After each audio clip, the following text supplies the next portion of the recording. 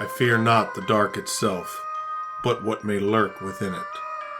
Welcome to Lurk, bringing you creepy, strange, and bone-chilling stories, with your hosts, Tim Harrison and Jamie Jackson.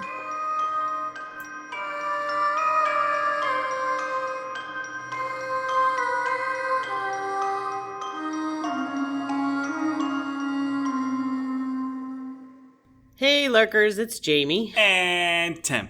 So, Jamie, we're doing something a little different today. We are. So, it's Shark Week. It is Shark Week. Shark Week.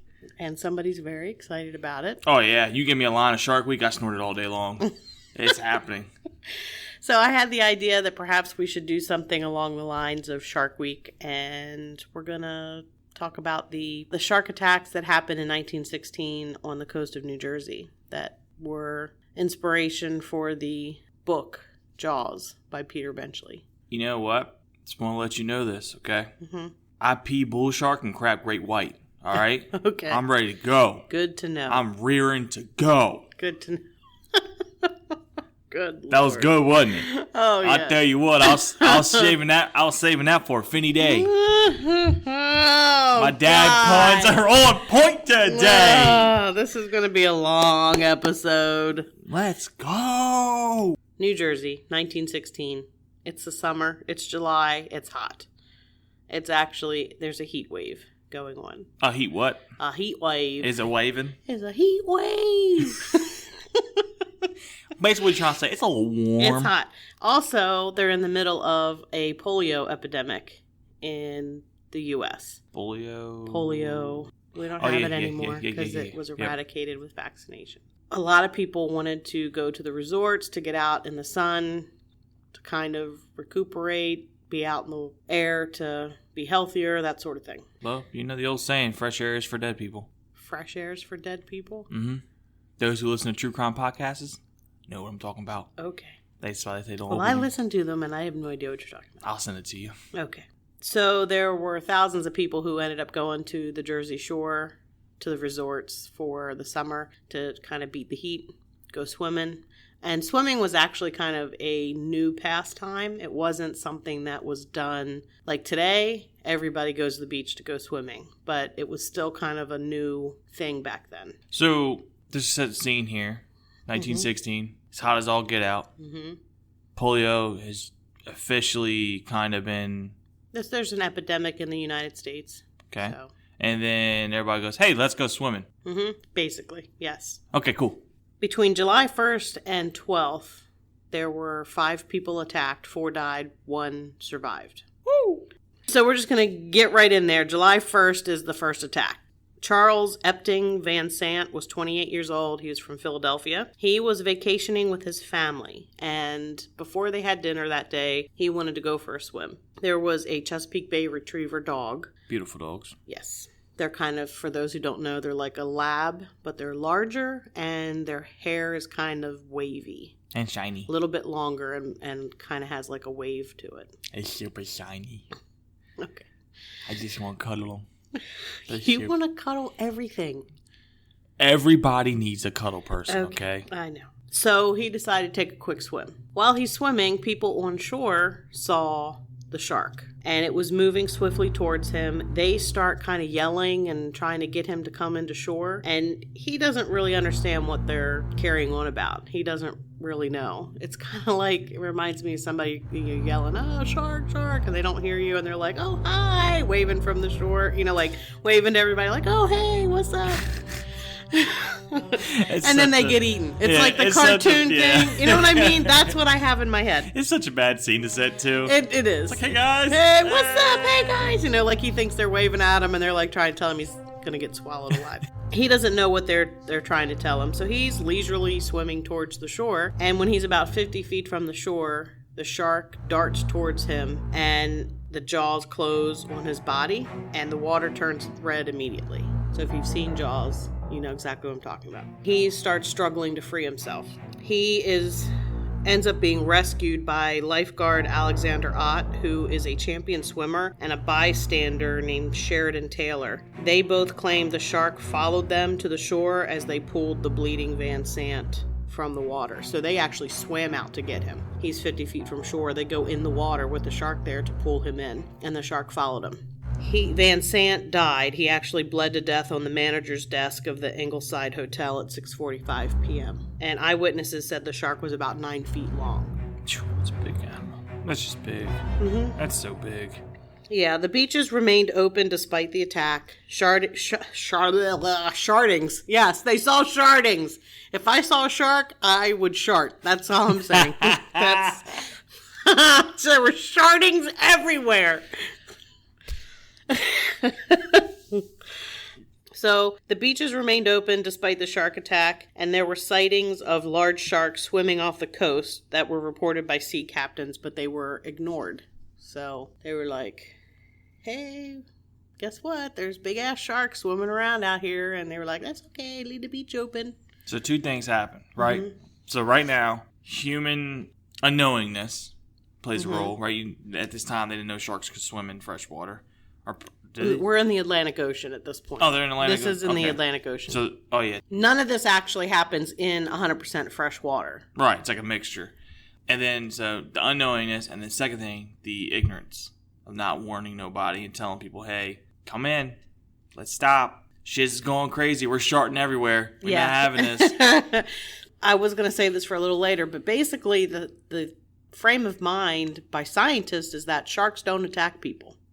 And that they won't attack people. And I even read that some of them felt that sharks didn't have the ability to even bite off appendages of people. So there was really not a lot of really good scientific evidence. Can I be a scientist then?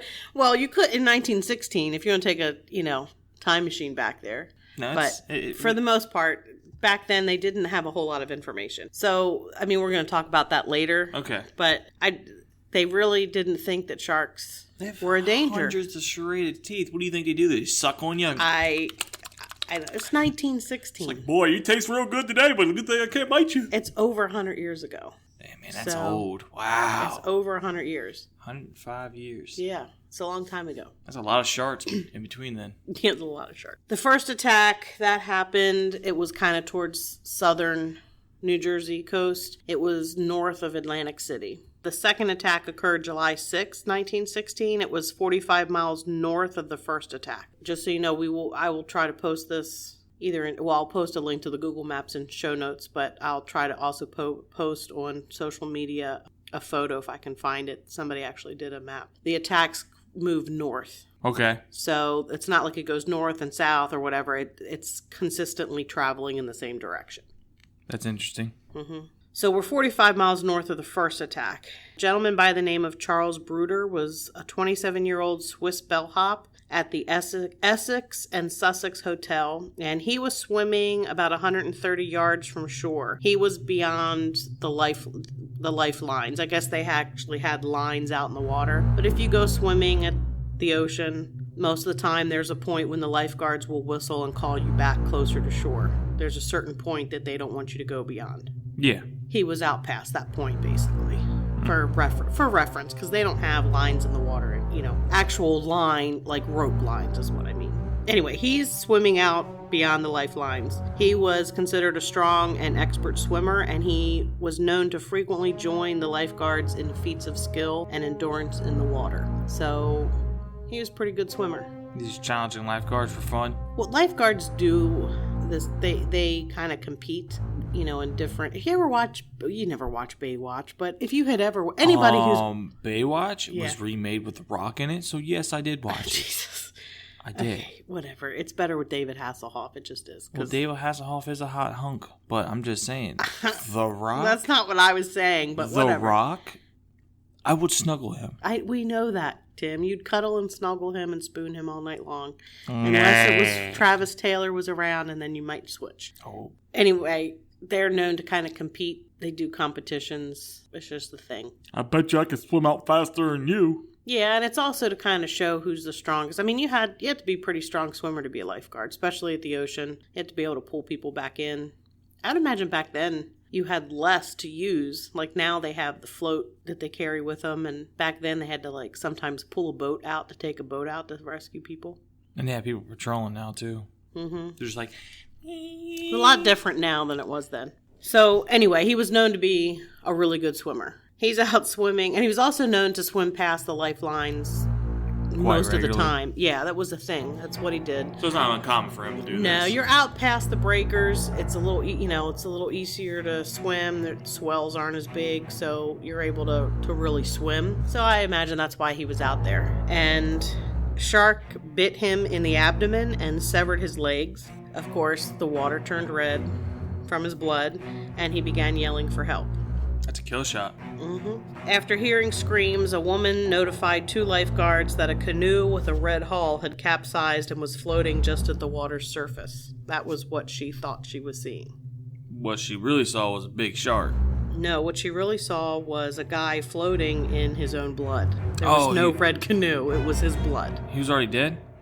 No, I mean, he's just at the water surface. He's not dead yet. So that's what she saw. 2 lifeguards take a boat. They row out to Bruder and realize he's been bitten by a shark, and they pull him out of the water, but he bled to death on the way back to shore in less than 10 minutes. I mean, you got bit in the abdomen. That's one of the soft spots on the body. Yeah. All the vital organs are there.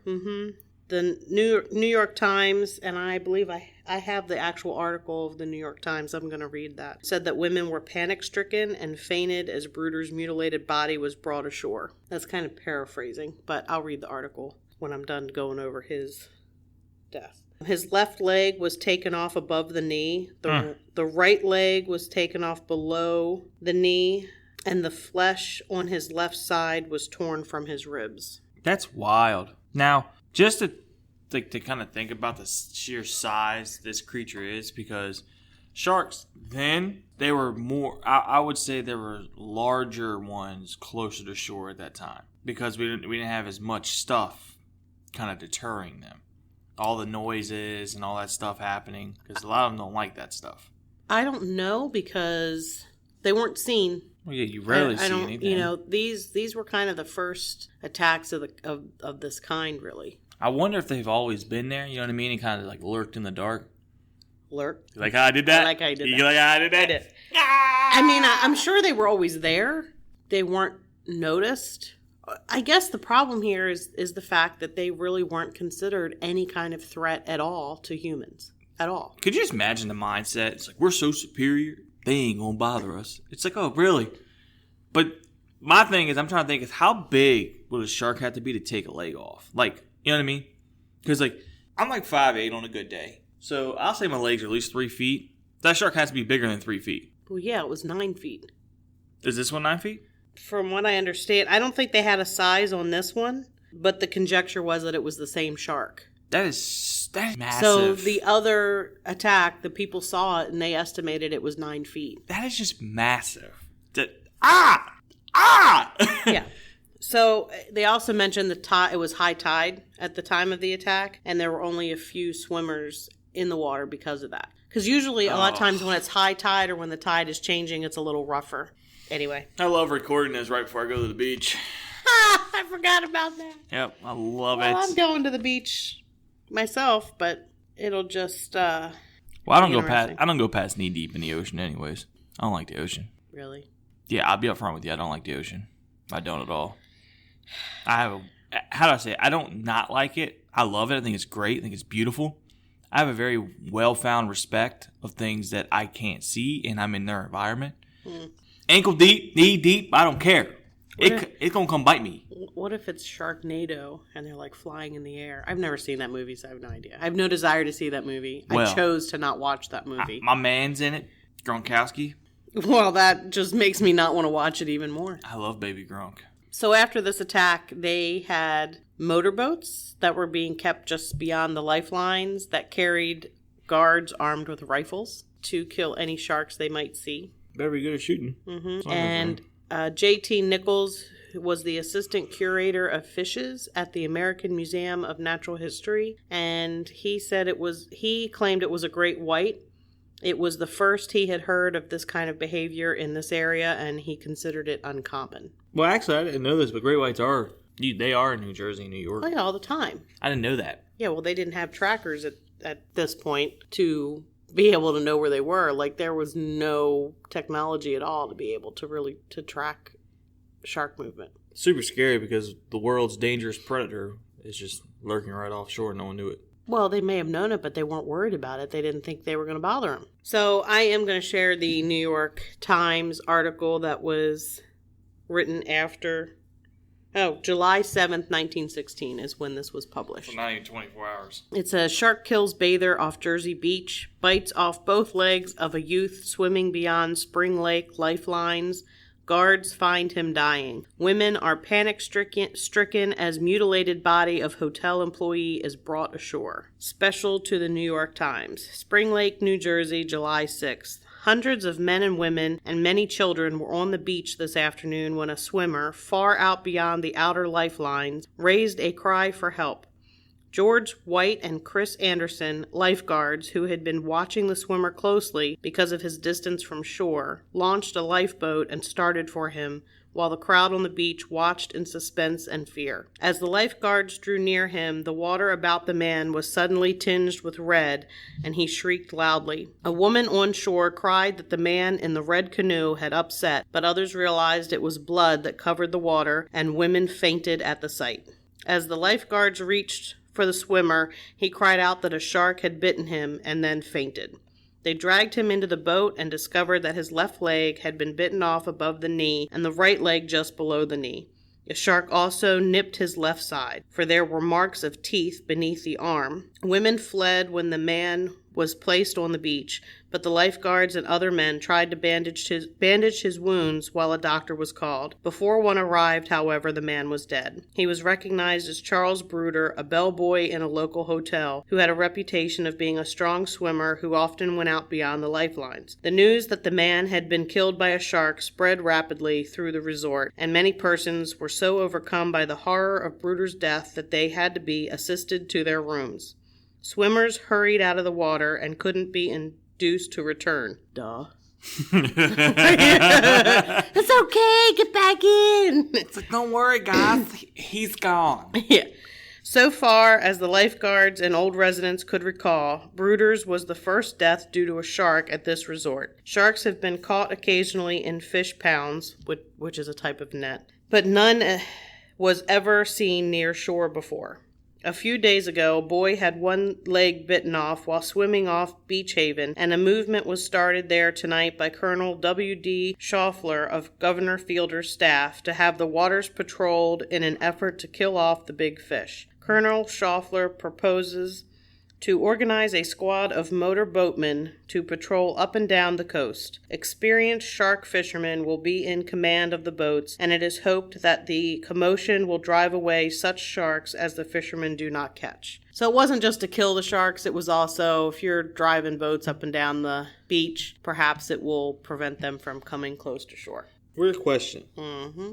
When it comes to the sharks, right? Mm-hmm. Did anybody at the time just take the second to go, hey, maybe we might be doing something wrong here? Not at that point. I mean, no, I don't think so. Interesting. At this point, scientists are saying this, we don't understand what's going on. This is unusual. They didn't know why this was happening because sharks don't attack people. They also had like a wire fence that they built around the swimming area. Like under the water? Yeah. Well, above the water wouldn't really help very much. I mean, we're talking about individuals that just apparently don't think sharks can kill people. Mm-hmm. So, well, obviously they know they can kill people now, but obviously. Well, apparently they're not making a big deal about it till now. I mean, they are. They've got boats. I mean, think of this is like a scene out of Jaws with the guys on the boats and the guns, and they're out in the, going out to kill the shark. Do you remember that? You've seen Jaws, right? You better stop. I've seen every Jaws. Okay, I'm just. Hey, when I was a kid, I went to SeaWorld in Orlando. Is that when they first had the Jaws thing? No, this was Jaws 3 had just been filmed, and our tour guide had been an extra in the Jaws 3 movie. And in the tunnel that they go in, where the shark bangs on it, that had just, we were there. That's pretty dope. Yeah, it was pretty cool. Until I watched the movie, and then it sucked. Because I was 10. And then I saw Jaws 3, and it was like, oh, shit. And it was in 3D, which back then, that was a big deal. 3D was a big deal. Only certain movies had 3D. Now it's like every movie out there, you've got to find the one that's not in 3D. You're real showing your age here, Jamie. I am, but I hate that. I hate that it's not a special thing anymore. and I hate 3D glasses because I wear glasses, and it's like a real pain. Well, they had is it IMAX? Is that what it is? That's like the new thing now. Like the seat moves and stuff like that. What things? It's not IMAX. That's What is that? You know what I'm talking about though? IMAX is the big one that they used to have at the Science Center. You could only go to Science Center. It's the big screen. Okay, IMAX never movie. mind. And what is? I know what you mean. Yeah, because the seats move and rumble and all that stuff. Yeah. Imagine being in the water. It's like dun dun dun dun. You're on land. Ah! I can remember when I saw that movie that the one doctor with the beard and the curly hair and the glasses, and he squirts a needle and like the liquid comes out of it and came out in the audience. Mm-hmm. And then the other thing was that when the guy was in the shark and he's like reaching out his arm came out in the audience. Like I remember that's. Were you that kid reaching for it? Maybe. Okay, that's fair. That's fair. Mm-hmm. So anyway, that's we were there with somebody who was an extra in the film when that was the one that took place at SeaWorld. So they had people patrolling in boats with guns.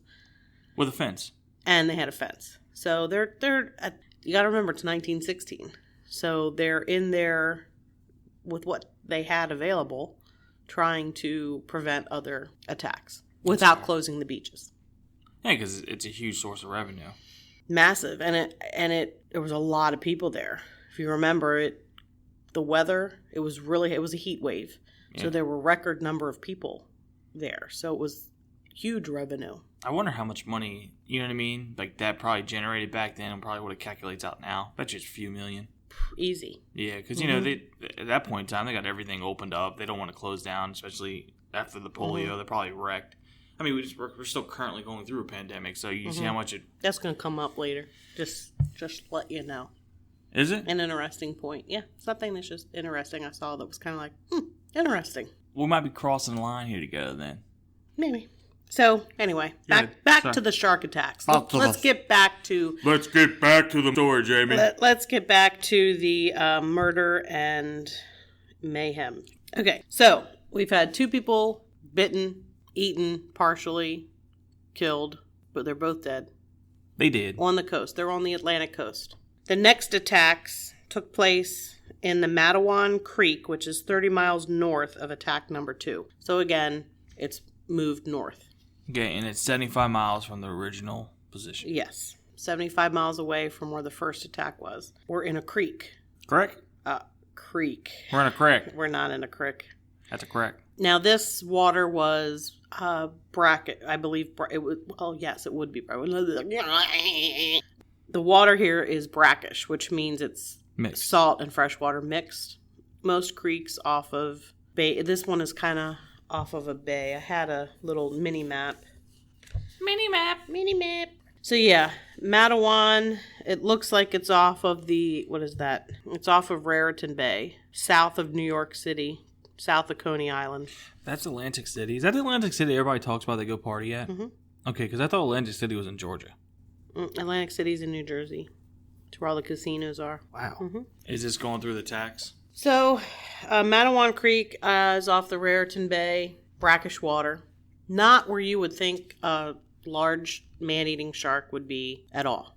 So the location made it an unlikely area for interactions with sharks, like I said, because of the brackish water and the location. But Thomas Cottrell, a sea captain and a resident of the town of Matawan, spotted an 8-foot shark in the creek, but the town dismissed his claim. So he's already saying, hey, yo, there's a big-ass shark in the creek. And they're like, whatever. I mean, knowing what we know now, that's where bull sharks, I know particularly bull sharks. I don't know if there's any other one that goes freshwater, but I do know they like to lay their young in brackish or fresh water because it's not many predators.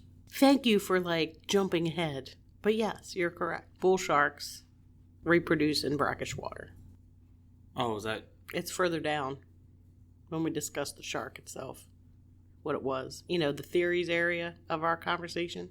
I wanted to feel smart. How many? You are. You're total. I want to be smart here, Jamie. Not everybody can do 30 pages of research and be just naturally smart. My jackass needs to learn how to, you know what I'm saying here, Jamie. You're already telling me everything. Anyway. Yeah, so edit it out then, damn it. I won't. It's a little bit, I'll edit out your little tirade, but yes, bull sharks breed in brackish water, and they are the only shark that can survive in fresh water. Little foreshadowing there. A little nervousing. I don't think that's a word, but we'll go with it. So, July 2nd, 1916. It's around 2 p.m. There's a group of boys swimming in the creek. Lester Stillwell is 12, and then he's joined with Johnson Carton, Frank Close, Albert O'Hara, Charles Van Brunt. They also had a dog with them. One of the boys brought their dog. And they were what I call dock diving, where you run and jump off the end of the pier or the dock and then swim back. We call it just jumping off the dock where I come from. Dock diving, pier jumping, whatever. I did it a million times as a kid and as an adult. So that's what they were doing. They're swimming back back to the dock when one of the boys says, Lester's gone. Oh. Yeah. So they look back and they said they saw the fin and tail of a shark, and then they went running up yelling for help. A group forms, of course, because the boys are screaming and yelling. Lester's gone, they see a shark. People got into boats and started searching for him in boats, but they couldn't find any sign of Lester or the shark. And then three gentlemen, Stanley Fisher, Arthur Smith, and George Burlew, removed their clothes. They're in bathing trunks. And I say bathing trunks, that's not, I would say bathing suit, but the information said bathing trunks because that's what they were called. It was 1916 at this point in time. So they're in their bathing suits and they dive in, even though they were cautioned against doing it. I mean, there's a shark in the water. It's attacked a boy, and they're jumping in the water, but they're trying to get the kid. They don't. I think pretty much they were trying to find his body. He's been under for a long time. Oh yeah, he's dead. It's a search and recovery, and they know it at this point in time. Probably yes, but they just want to get the boy. Stanley reportedly dove to the bottom, hoping to find the body of the boy, and that's when he was attacked.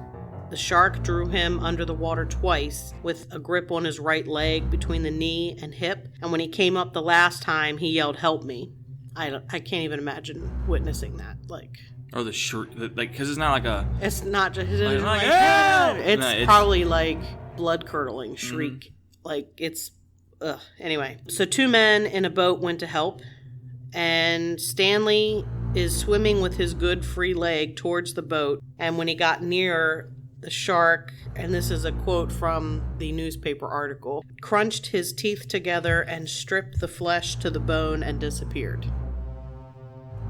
Because my research actually involved reading the actual newspaper accounts of all of these attacks. That was because I have found that in especially situations like this, it's easier to go directly to the first source, so to speak, are those newspaper articles. Oh yeah, things get bunk hooey. Yes. Later on down the line. Yeah. Stanley's pulled into the boat. They make a makeshift tourniquet with rope. They get him to shore. They're searching for a doctor. Apparently there was a doctor who was on vacation. They're searching for a doctor. Finally, half an hour later, one shows up. He, does what he can there and then sends Stanley to the hospital via train. Again, it's 1916, That's the fastest means of transportation at this point in time. Yeah, and he was conscious through all this. He was not unconscious, and he said he had a hold of the boy in the spot where he was last seen, and that the shark had let go of the boy and then attacked him, meaning Stanley. So Stanley had the boy, and the shark let go of the boy's body and then went after Stanley. Stanley Fisher died on the operating table before he could even undergo an operation. He was only 24. And then Arthur Smith, who had also been in the water with him, said he felt the shark brush against him, but he swam in the opposite direction. That was the third attack. 4 people are dead. So 4 dead. Mm-hmm. That leaves 1 to be injured, correct? Yes, because Lester is dead. Lester's body is still not found yet. He's dead. Yeah, unless he can miraculously breathe on the He water. can't. I don't mean that as a joke, but... No. Spoiler alert, Lester's dead. Yeah. 30 minutes later, Joseph Dunn is bitten by a shark. Joseph Dunn was the other individual in the water? No, this is further down. He's in a different location in the creek. Separate in the creek. Separate. He's with friends, his brother and a friend, supposedly. They are a little bit further down the creek or in a different location, and they are doing the same thing. Jumping off the dock, swimming back, jumping off the dock, swimming back. He's grabbed by a shark while he's swimming back towards the dock. So he's jumped in, he's swimming back, shark grabs him. He reaches the dock and he's assisted by his brother and a friend. The flesh on his right leg and foot was in strips, and it said that there was a tug of war between the shark and his friends to get him to safety. Like they were pulling on him and the shark is trying to eat him, basically, is what was going on. So I do have his account of what happened. Joseph Dunn's account? Joseph Dunn's account. This was Friday the 14th of July in 1916. So here is Joseph Dunn's account of the attack. I was swimming about 10 feet from the dock when I felt something at my feet. I had just learned that a shark had bitten another boy up the stream, and I was headed for shore. With a jerk, I was pulled down. I suppose it was the shark attempting to bite my leg off. I screamed. It seemed the fish was endeavoring to get my whole leg into its mouth. The teeth of the shark evidently clamped down on my leg quickly, and I thought it was off. That is all I remember until I was put into a motorboat. So kind of his fear and all that blanked out his memory. Or he passed out. Yeah. I'm guessing he passed out. I mean, to kind of put it in reference, too, some people just don't quite understand, like, you got to realize how terrifying this is. You look down and you see this thing. Sharks aren't normal-looking creatures, you know what I mean? Like, they're scary looking. Yeah. And I have heard, and I don't know because I've never been bitten by a shark, but I've heard that their teeth are sharp enough that when they grab you, it's almost not painless, but it's like you don't realize your leg is gone. That's it. From everything, from all the shark attack stories, all you feel at first is a tug. Mm-hmm. And if you feel a tug, it's... Your leg's gone. Yeah. I realize their teeth literally can cut through flesh like it's paper. They cut through seashells off of turtles and stuff like that. Like, come on now. If they could rip that apart, our flesh ain't like that.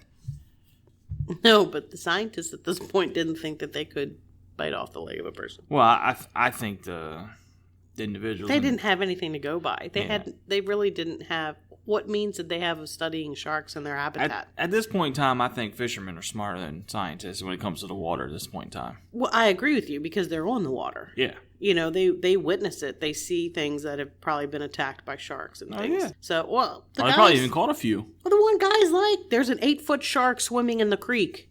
Before any of these attacks in the creek happen, he's like, hey, guess what? There's a shark here. It's 8 feet long. Yeah, I've seen it multiple times. Whatever. They're like, bung hooey. Joseph Dunn does manage to live, and he does keep his leg. The shark did not bite off any of his leg. It just kind of shredded the skin. He did have scarring and a limp that the doctors felt that he would outgrow when he got older. So it filleted him a little bit. A little bit, yeah. But he did manage to live. There were attempts made to locate the body of Lester Stillwell, who was the first of the two killed, the boy that was killed up the creek a little bit. They probably never found him, did they? Yeah, they did. Oh, they did? Mm-hmm. They were trying to find his body, and they were also trying to find the shark, so they were exploding dynamite in the creek.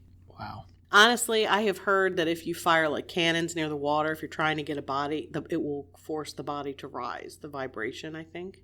Really? That's what I've heard, yes. And they also had wire netting that was weighted on the end and fishing nets that were stretched across the creek. It all proved fruitless. They never caught the shark, saw the shark. 2 days after the shark was seen, 2 days after where the attack happened, there's a shark that is seen, and a crowd gathers, more dynamite is set off, a large shark hook is baited and left in the water, but it went undisturbed, and Lester's body was recovered about 250 feet west of the area where the attack happened. So they did recover his body. Okay. When they looked at Stanley Fisher's body, he was the 24-year-old that died trying to recover Lester's body. So the second one that died in the creek. They looked at his body, and the shark's mouth measured 14 inches, and that meant the shark was over 9 feet. And that was based on the bites on Stanley Fisher's body. So another article in the New York Times, July 14th, 1916. I'm only going to touch on a couple things out of this one. They said sharks were seen in the Hudson River. Said 2 very large fish, said to be sharks by those on board the Hudson River steamer Berkshire, passed the vessel going up the river opposite Tarrytown yesterday morning at about 3:30 o'clock. Their presence was detected when several passengers saw a large triangular fin pass the vessel with great speed. Robert Palmer of Troy, New York, who spends his winters in southern latitudes and is familiar with sharks, told them the fin was that of a shark and a very large one. They went to the hurricane deck and told Captain Wilson about it, and he was inclined to think it was a joke. While the passengers were talking with him, there was a cry of, "Shark! Another shark!"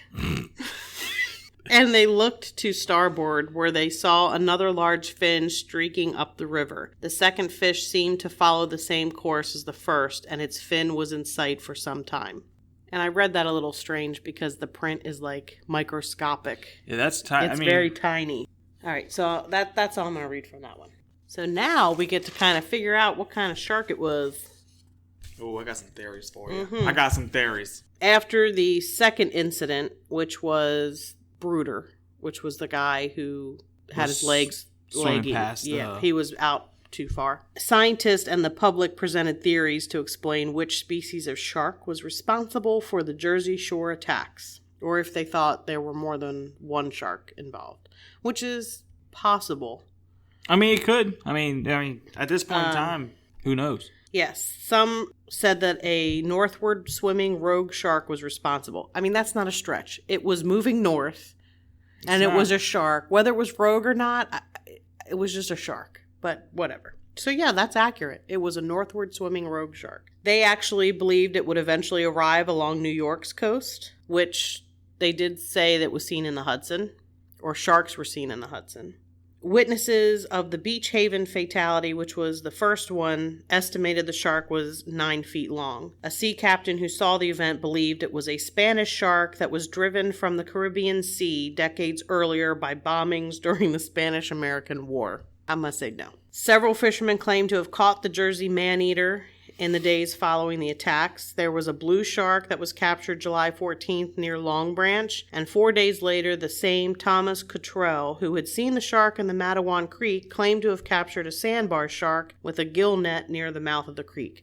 That sandbar shark is not going to do this.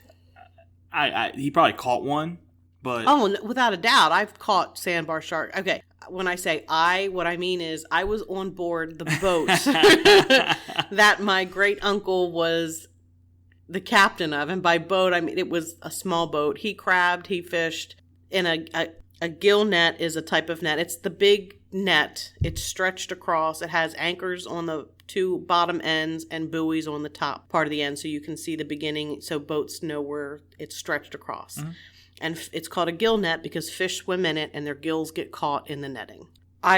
We would go out to set the net, and then we'd have to get up at like 4 a.m. to go out and bring it in. And it was cool because sometimes you would catch sand sharks in the net. So I'm sure he did catch a sandbar shark.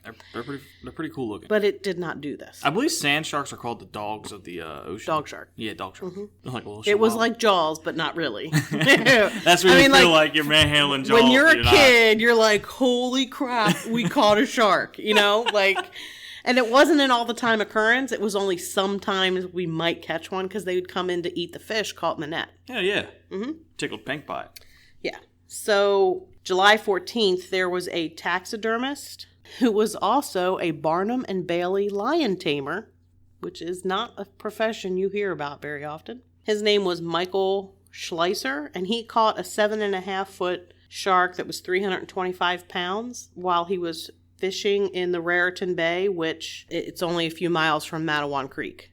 Matawan Creek is off that bay. The shark apparently almost sank his boat before he was able to kill it with a broken oar. And when he opened the shark's belly, he removed what he called a suspicious fleshy material and bones that took up about 2/3 of a milk crate and weighed about 15 pounds. Scientists identified the shark as a young great white and the ingested remains as human. Wow. Yeah, Schleiser mounted the shark and placed it on display in the window of a Manhattan shop on Broadway, but it was later lost, and the only surviving photograph was in the Bronx Home News. That is wild. Yeah, there were no further attacks reported along the Jersey Shore in the summer of 1916, and the capture of Schleicher after the capture of Schleicher's shark. Murphy and Lucas, who were scientists, declared the great white to be the Jersey man-eater. So that's what they thought it was. There were some people who suggested that they did not think a shark was the likely responsible party in these attacks. They thought that it was sea turtles.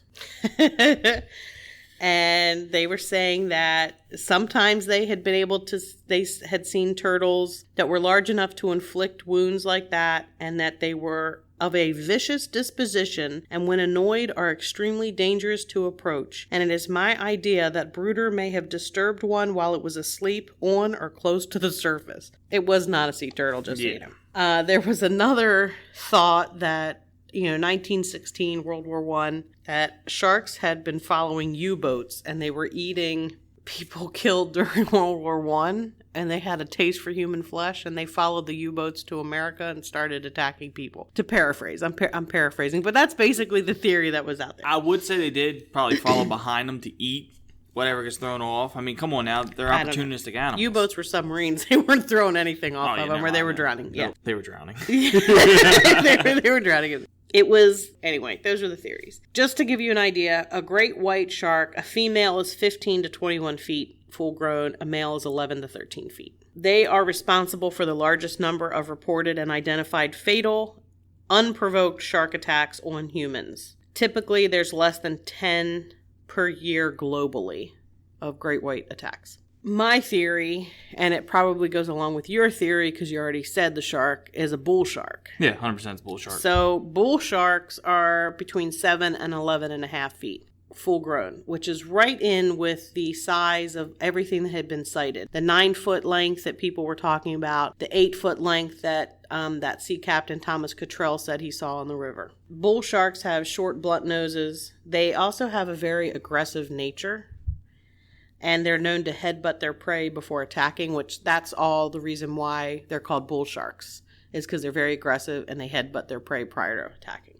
Fun fact, I think their body has like 5 times the amount of testosterone as any other shark. Yes. Something creepy like that. Yeah, they have more testosterone, which is why they're more aggressive. They like shallow coastal waters, and they are known to be the most likely shark to attack humans because they like to be in the shallow coastal waters and because they're aggressive. They are the only shark that can inhabit fresh water, and they breed in brackish water in the summer months. So, you have a shark attacking people in the summer months in a brackish creek, it is probably going to be a bull shark. And probably a pregnant one, too.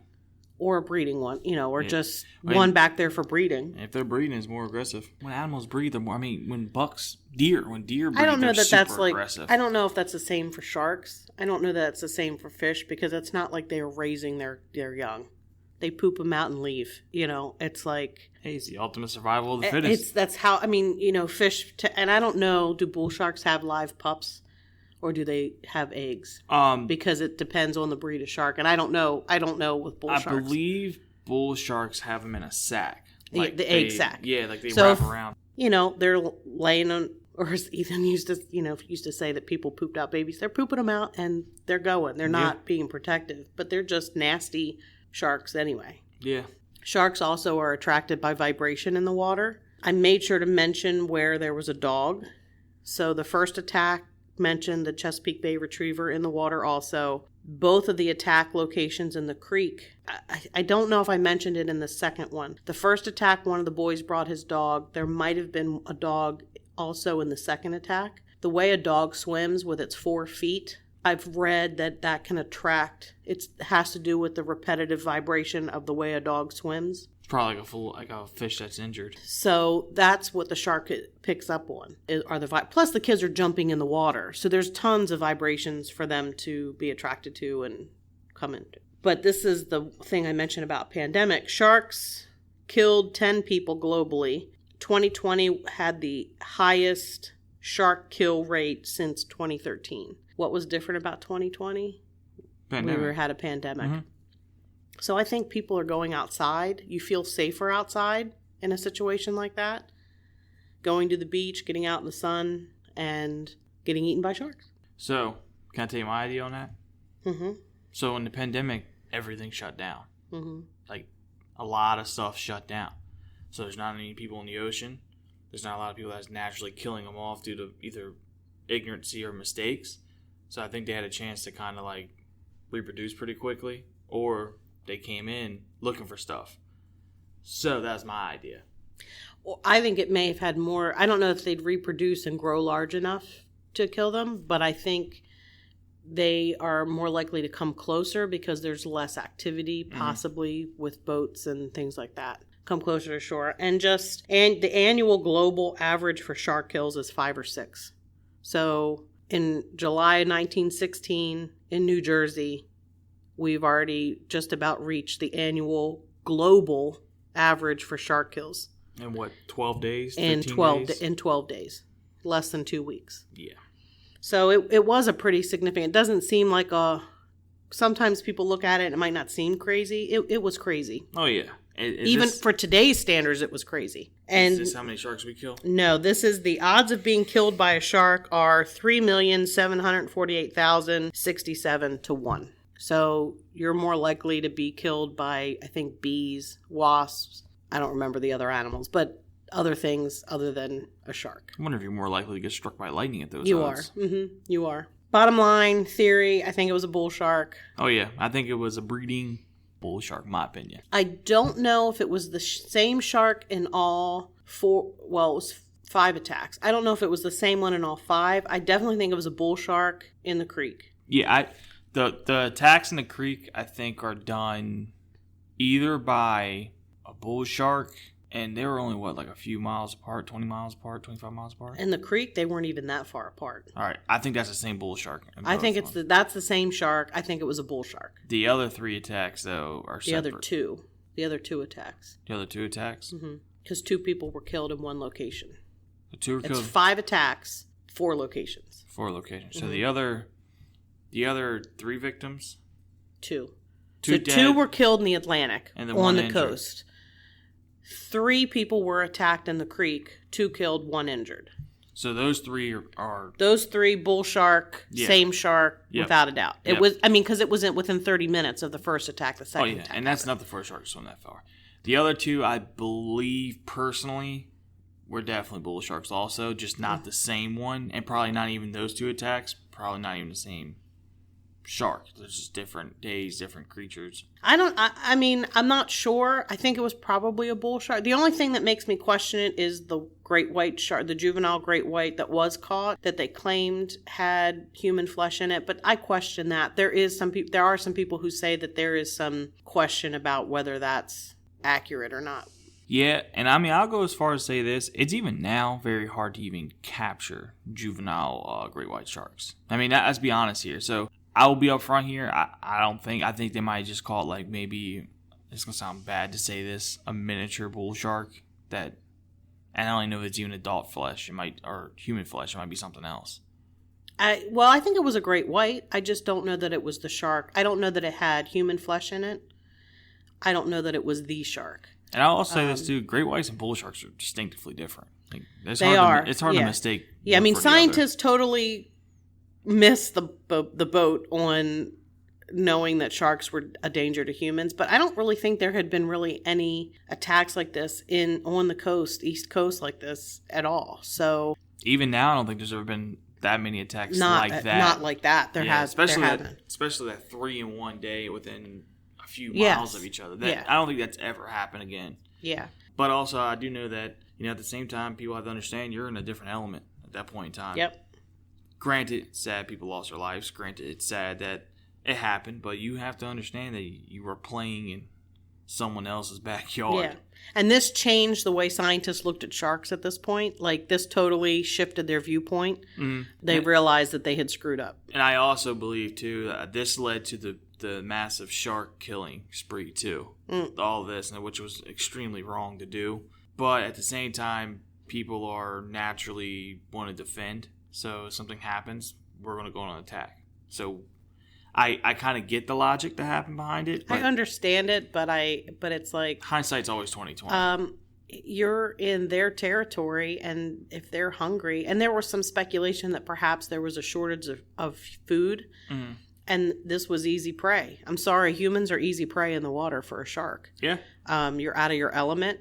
They're in their element, and I don't think it was a bloodthirsty, out for human blood type of situation. No, it was just opportunistic. I just think it was the opportunity. You had thousands of people at the shore, more than normal. You had people in the water more than normal because there was a heat wave. So there was more opportunity and tons of movement in the water. And I think that drew the shark, that drew their attention. That's why I'm not sure if it was one or two sharks. I think the Atlantic attacks in the Atlantic, the first two, same shark, possibly not the same as the attacks in the creek.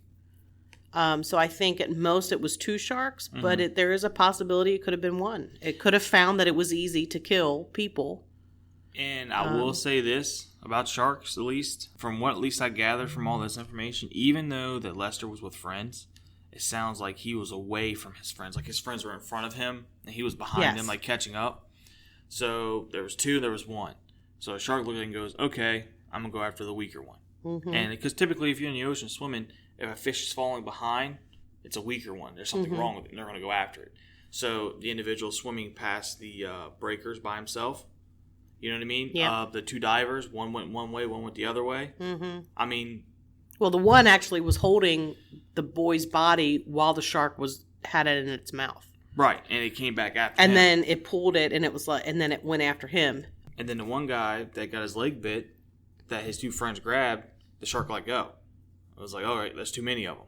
We're gonna let go. It was like a tug of war with the shark. Yeah. And apparently, I think he was the one who was kicking and fighting with his other free leg. It had him by one leg, and he was kicking and carrying on because he actually said the shark was a coward. But if most people say if you're attacked, you punch them punch them in the nose, go for their eyes, their gills, and they let go. Yep, they got all their sensors are located in their snouts. Yes. So you punch that. Actually, if you hit hard enough, you actually will kill the shark because it won't kill it then. I didn't mean to snap, but it won't kill it then.